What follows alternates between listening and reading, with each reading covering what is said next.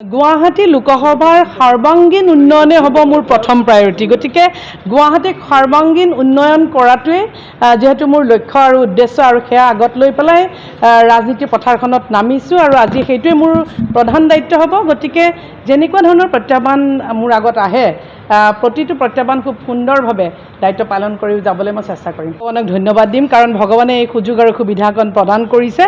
আৰু তাৰ পিছতে আমাৰ দলীয় নেতৃবৰ্গক, মুখ্যমন্ত্ৰী মহোদয়, প্ৰধানমন্ত্ৰী মহোদয়, দলৰ ৰাষ্ট্ৰীয় সভাপতি, দলৰ ৰাজ্যিক সভাপতি সমন্বিতে মোৰ পৰিয়ালবৰ্গ আৰু আমাৰ প্ৰতিগৰাকী কাৰ্যকৰ্তা আৰু ভোটাৰ ৰাইজক ধন্যবাদ দিম, যে বিশেষতঃ ভোটাৰ ৰাইজৰ তেখেতসকলৰ আশীৰ্বাদত আজি আহি পেলাই ইয়াত গুৱাহাটীক ৰিপ্ৰেজেণ্ট কৰি পেলাই মই শপত লৈছোঁ। গতিকে সকলোকে মই ধন্যবাদ জ্ঞাপন কৰিছোঁ আৰু কৃতজ্ঞতা জ্ঞাপন কৰিছোঁ।